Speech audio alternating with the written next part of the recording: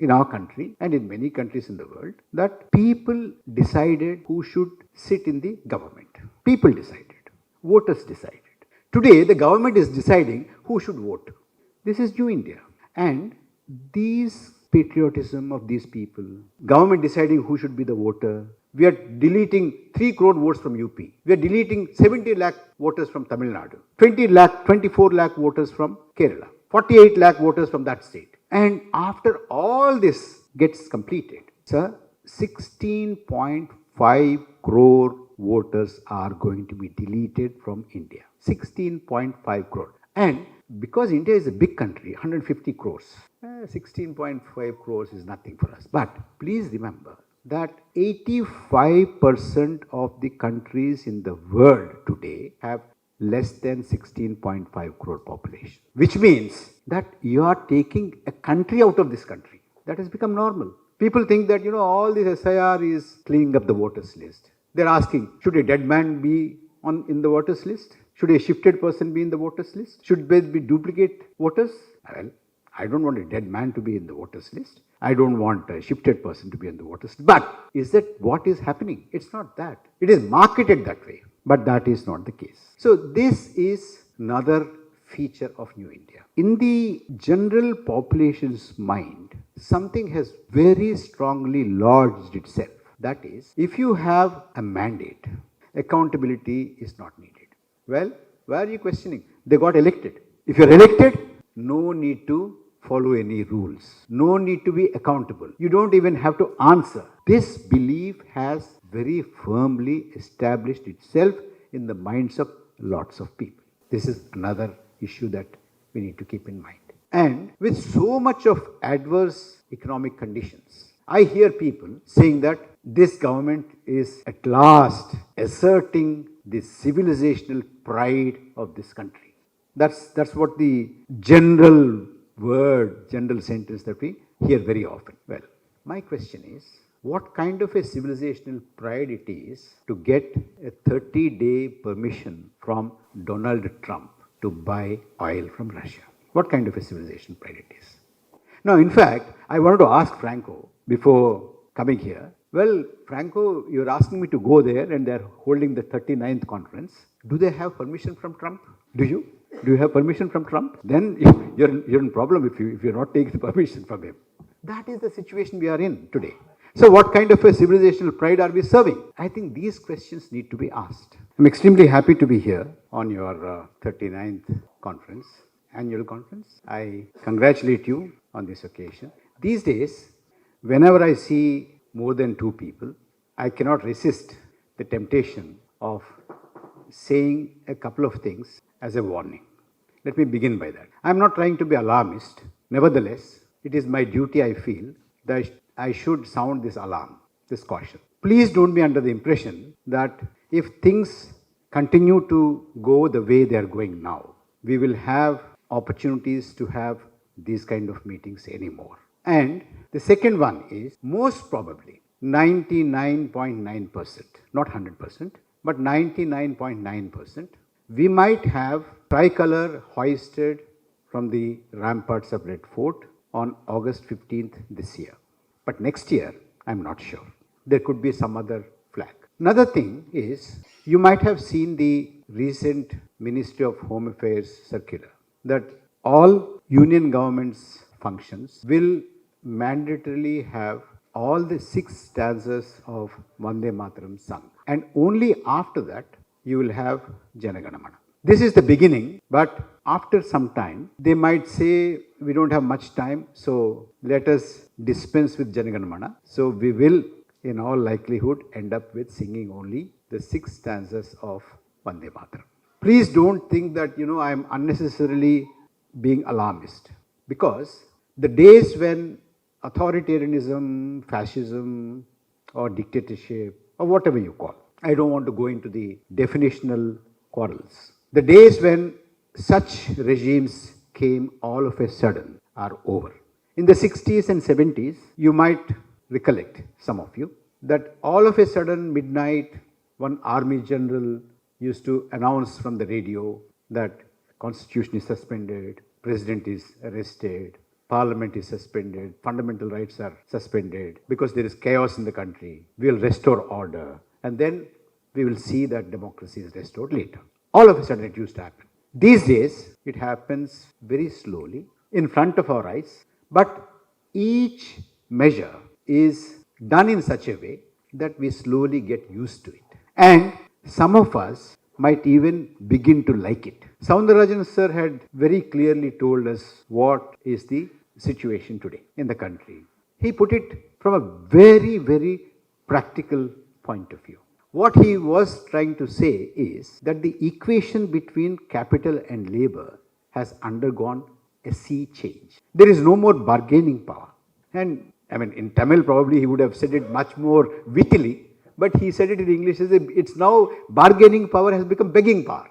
You know, the other day, a friend of mine from United States, Washington, she wanted to go to the Indian embassy in Washington. So we were having a telephone conversation. She asked me, she said, I don't know where it is, the Indian embassy. Then I said, look, it's not difficult to locate the Indian embassy. You find out where the IMF office and World Bank office are there.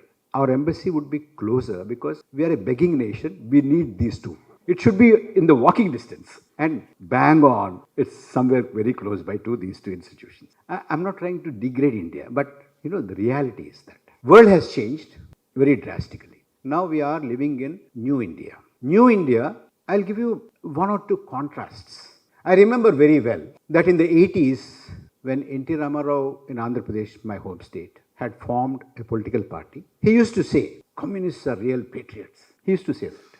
Now, outdated follows. See, those days, political parties and the general consensus within the society was that these communists were the real patriots. They think about poor people. They think about the working people. They think about the oppressed people, downtrodden. But today, they're a nuisance. They're outdated people. That has become a consensus. Today, New India, people, parties, individuals, platforms that did not have even an iota of role in our long freedom movement are marketing themselves as patriots. Not, see, any product, any company would market that, you know, if you use this soap, you will become like Aishwarya Rai and all that. They market.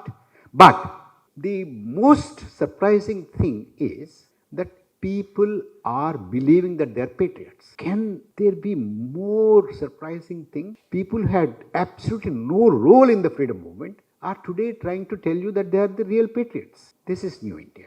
Another New India, sir had just mentioned, I wrote a few weeks ago, is that we are used to a system in our country and in many countries in the world that people decided who should sit in the government. People decided. Voters decided. Today, the government is deciding who should vote. This is New India. And these patriotism of these people, government deciding who should be the voter. We are deleting 3 crore votes from UP. We are deleting 70 lakh voters from Tamil Nadu. 24 lakh voters from Kerala. 48 lakh voters from that state. And after all this gets completed, sir, 16.5 crore voters are going to be deleted from India.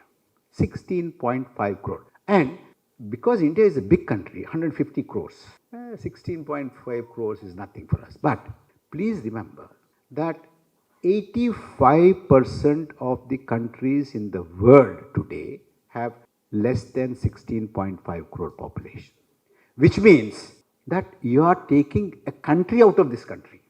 That has become normal. People think that, you know, all this SIR is cleaning up the voters list. They're asking, should a dead man be in the voters list? Should a shifted person be in the voters list?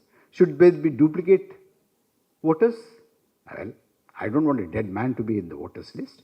I don't want a shifted person to be in the voters list. But is that what is happening? It's not that. It is marketed that way. But that is not the case. So this is another feature of New India. But I want to address a couple of substantial issues. These are all there, and you know, I mean, I don't have to tell you anything that you do not know. I don't have anything to say that you already do not know. But I want to, you know, draw your attention to a couple of things today. One is what happened, what is happening in India and what is happening in the world. I'll tell you what is happening in India in spite of whatever the government says or whatever the government is saying. Today, unemployment is very, very high. Unemployment is very high. Unemployability is also very high. And within the unemployed, a huge portion of them are young people. And among the young people, a large number, a majority probably, maybe around 60, 65% are educated unemployed. Unemployed, large. Of that, youth are large. Of that, educated are large. Inflation is very high. Don't go by the headline inflation figures that the government is giving us. Go by the disaggregated figure for what is the rate of inflation when it comes to health, comes to education, comes to our day-to-day essential commodities, and on top of it, now we have war. Any war is bad. This war is particularly bad for the economy. But the government says everything is fine. Rural distress is at its height now. There is, for the first time after the 1990s, there is a reverse migration from cities to the rural areas. And people who come with a lot of hope that at least there is Manrega are now disappointed because now it is what? G Ram G. That's also gone. That's another problem.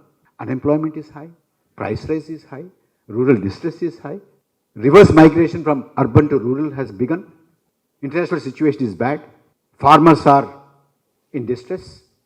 Soundarajan has told us what kind of a distress the labor is in. My point is, my question rather, is this.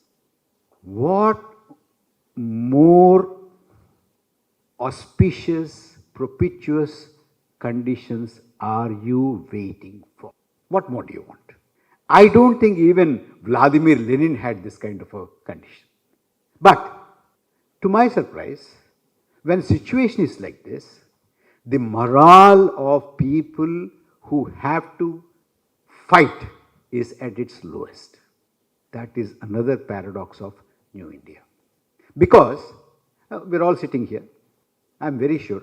I don't expect an answer from you, but please examine in yourself, within your own mind.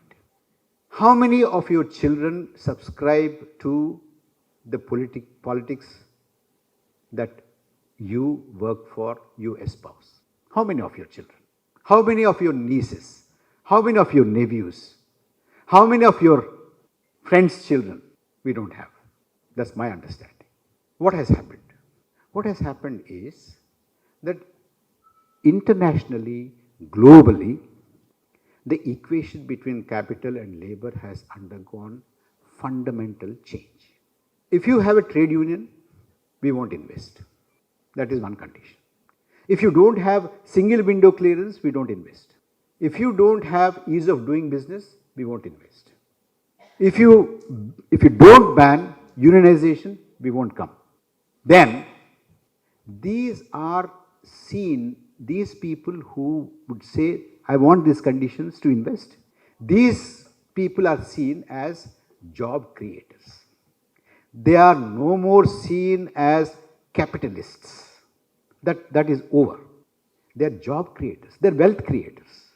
So if you don't let them in, there is no employment, there is no growth, there is no prosperity. So every chief minister in the state, in the country of any state, he would say, please come, we will do everything for you. Single window, no unions, no Soundarajans. We won't allow any gate meetings. No permanent employment. If you have permanent employment, you will unionize. So have a freeze, outsource them. See, I become a labor contractor. I hired 100 people and government hires me to hire 100 people. Isn't it, sir? So government doesn't have to deal with 100 people. He has to deal with me only. And I deal with these people. Nobody has any security, any job security. Hire and fire. And there is There is a huge body of literature in the world as well as in India that what is obstructing India from becoming a developed country?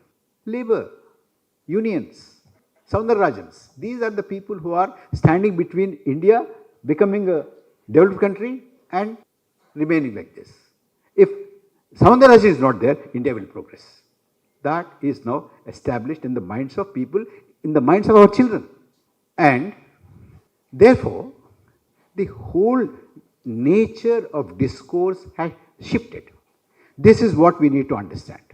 And then, what do we need to do?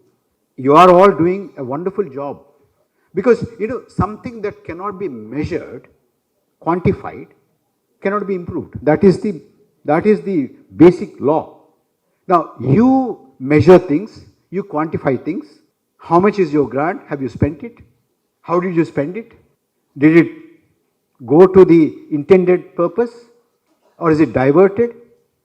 Why the skill development mission? Why 94% of the beneficiaries are fake? Same telephone number, same email address is given to hundreds, probably thousands of people. Addresses are fake. No telephone number works. Every email that is sent is bouncing. Minors are given driving licenses, driving training, certificates to drive. Who are these people? Who did that? You did it.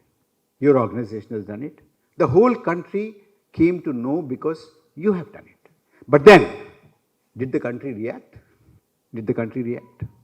It did not react. Because in the general population's mind, something has very strongly lodged itself. That is, if you have a mandate, accountability is not needed. Well, why are you questioning? They got elected. If you're elected, no need to follow any rules. No need to be accountable. You don't even have to answer.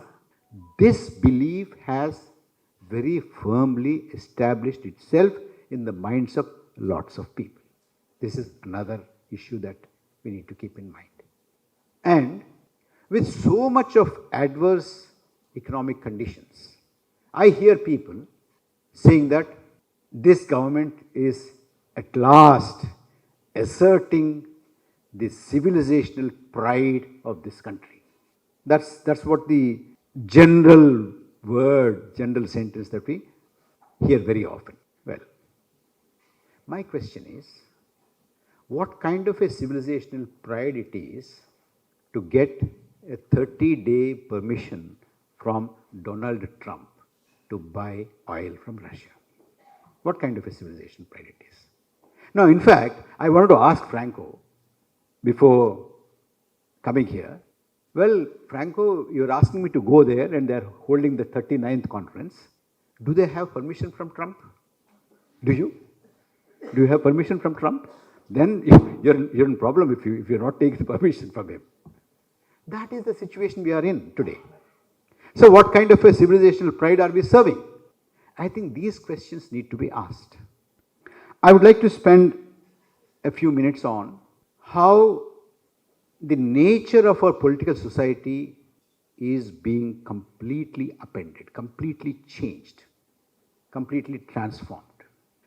Normally you hear about, when we talk about countries, we call them nation states. A nation and a state. Nation constitutes itself as a state. That's what we hear. But India is a unique experiment. Please pay attention to this. Nations have constituted themselves into states in the history. Europe, America, many African states, even in our neighborhood. Nation, how did a nation define itself? Nations defined themselves on the basis of religion, language, culture, color, race. Either some of them or all of them. Religion, they could be Christians, but Protestant or Catholic. And in a Catholic majority, Protestant minority, or in a Christian nation, Christian majority nation, Jews or somebody else were either killed or pushed out. So that nation, homogeneous nation, speaking one language, practicing one religion, belonging to the same culture, belonging to the same race. Look at United States of America, race. So these defined the nation, and the nation created a state. But India defied that pattern which has been going on since the late 16th century, early 17th century. It said, we are not deciding our political community on the basis of religion, language, or culture, or race, or caste, or creed. No, we want everybody, irrespective of their caste, creed, language, religion, race, anything, to be an Indian. Which means that the state wanted to constitute a nation. It is not the nation which was constituting the state, but the state was trying to constitute the nation. Anybody within the borders of India is a citizen. And anybody who lived and who lives within the borders of India, whether that person is a man or a woman, speaking Tamil or Kashmiri, belonging to Mongoloid race or Naga race or Tamil race or Gujarati race, whatever language, whatever religion, Hindu, Muslim, Sikh, whatever color, is a part of the political society of India. That is the difference between the rest of the world and our country. In spite of the Prime Minister saying ours is a motherland and somebody else is a fatherland. No fatherland. Ours is this. This is, therefore, whether you own property or not, whether you belong to this group or that group, this religion or that religion, this language, that language, this region or that region, we all have universal adult franchise. Now, that is being changed now through something, because in Europe and America, in Germany, elsewhere, in all these societies, those who did not belong to the nation were killed or pushed out.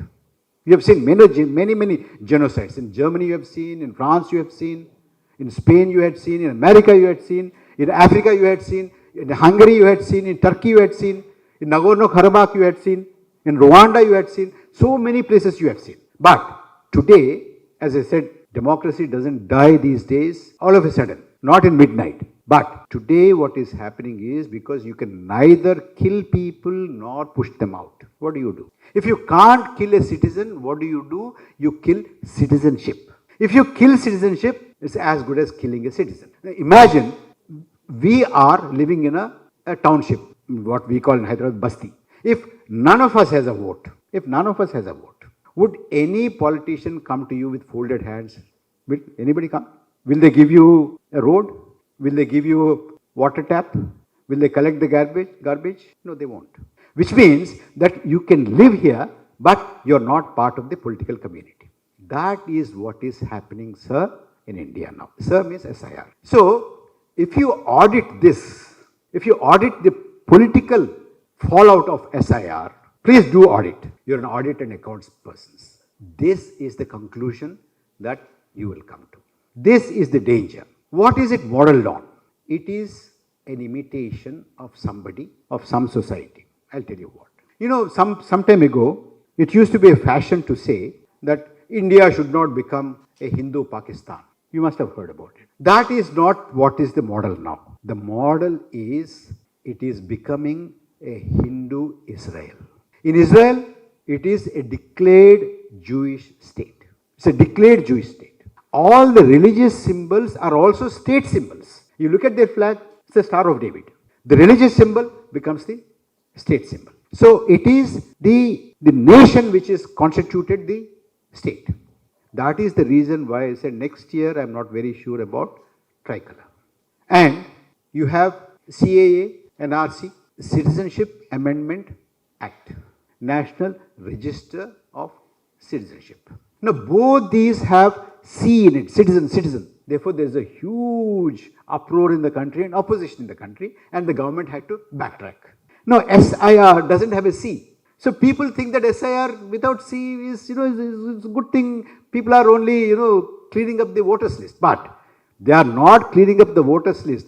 They are now doing a bloodless political genocide. What was with blood a genocide in Europe, in Africa, in America? Here, SIR, because it doesn't have C, we think it's all right. We are lulled into accepting it. But with SIR, what is happening today in this country is a bloodless political genocide, killing citizenship without killing the citizen. Please audit this. As progressive elements in this society, well, of course, you need to protect your jobs and your job charts and job descriptions, your security, job security, all that is fine. But when I meet people working actively in the trade unions, I could get that from Sri Soundarajan also, when he spoke. He said, when I go and meet people, and those who are working actively in the trade union movement, they come to tell me that, look, we are 100 people, but if we give a call, all 100 are in our WhatsApp group. We give a call, only 10 people come. Most people are not coming. They don't come in for dharna, they don't come in for sit-in, they don't come in for a strike, because they're all afraid or maybe not interested. Because it is also an EMI economy. You can't afford to lose a job because your EMI will come. You need to have that. You have to survive and keep the job in order to service your EMIs. Banking, pharmacy, public sector undertakings, private undertakings, gig economy, all this is changing. What do we do? Our own people are not coming. Okay, I don't have a solution, but of course, this is the problem. I have a suggestion. Just examine it. I think veterans like all of you will experiment with this and see if it works. See, draw the vertical, your union, somebody else and somebody else and somebody else, across industries, across units within the industry. Now you have 100, only 10 people turn up. They have 100, only 10 people turn up. Another vertical has only 10 people, 100 people, only 10 people turn up. All right. What if the second vertical calls for an action and these 10 also join that? Those 10 also join it. Those 10 also join it. You will be outnumbering your own vertical if you do that. I think there has to be a horizontal integration of our movements. That is the only way we can see. If you look at only your industry, only your work, only your vertical, and they don't come, your rest of your colleagues don't come, and nobody else is going to come, so you look weak.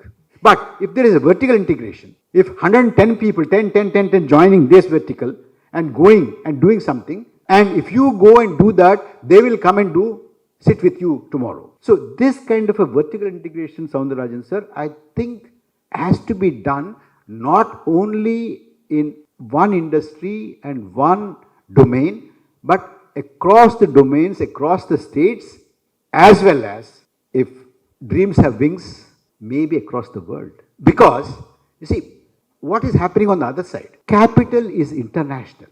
Labor is national. There is this clash. So unless an international capital is confronted by an international labor, you are not going to go forward. Before that, before making it international, make this national. Make this across the board. Make this horizontal now. Thank you.